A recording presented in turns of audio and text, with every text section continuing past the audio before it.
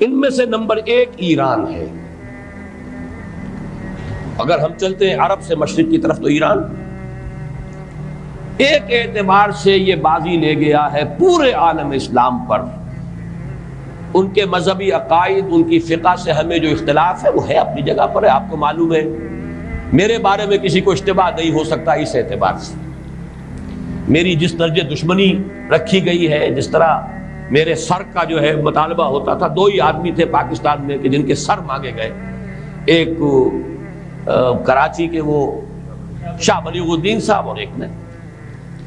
تو اس حوالے سے وہ اپنی جگہ پر اختلاف ہے، لیکن اس حقیقت کا اعتراف کیے بغیر نہیں رہا جا سکتا پورے عالم اسلام میں یہ واحد مسلمان ملک ہے جس نے بہرحال اپنی شریعت، اپنے عقائد کے مطابق ایک مذہبی انقلاب برپا کیا. اور پورے عالم اسلام میں مذہبی سطح پر، حکومت کی سطح پر فنڈامنٹلسٹ صرف ایک ملک ہے کہ اس پہلو سے ایران ان کا ٹارگٹ ہے، ٹارگٹ نمبر 1 ایک خاص اعتبار سے. ٹارگٹ نمبر 1 ایک دوسرے اعتبار سے ہم ہیں، وہ میں بعد میں عرض کروں گا. چونکہ حکومت کی سطح پر فنڈامنٹلزم ہے اور وہ آیا ہے ایک عوامی انقلاب کے نتیجے میں، پھر ان کے پاس تیل کی دولت ہے، اس کے خلاف اکنامک سینکشنز بھی ہو جائیں تو اگر لیبیا کھڑا ہو سکتا ہے تو بہرحال وہ بھی کھڑا ہو سکتا ہے. اور نقشہ وہ دنیا کو دکھا چکا ہے کہ لڑا دے ممولے کو شہباز، یہ نقشہ بھی اس نے دکھا دیا. یہ ہے ایران کا معاملہ. نمبر 2 پاکستان.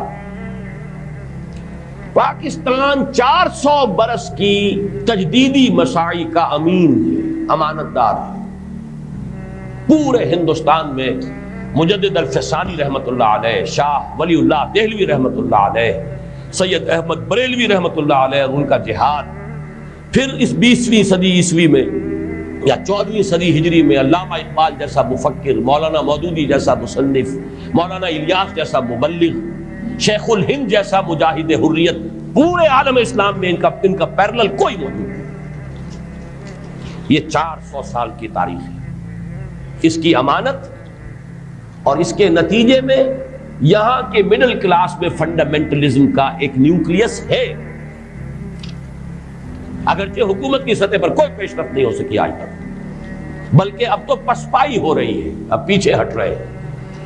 وہ ہمارے ان سیاسی جو بھی زعماء ہیں، جو جماعتیں ہیں، ان کی غلطی ہے اور الیکشن ہی کو واحد میدان بنا کر اس کے اندر اپنا سارا وقت و توانائی اور قوتیں ضائع کر دینا.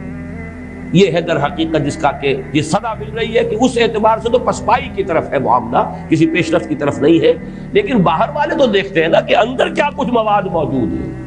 اگر مڈل کلاس میں وہ فنڈامنٹلزم کا بارود موجود ہے تو کسی بھی وقت اس کے اندر جو ہے وہ کوئی دھماکہ ہو سکتا ہے.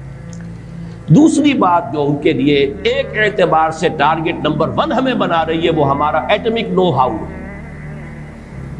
پورے عالم اسلام میں اور کسی کے پاس نہیں. اسلامی بم اگر بنے گا تو یہی بنے گا.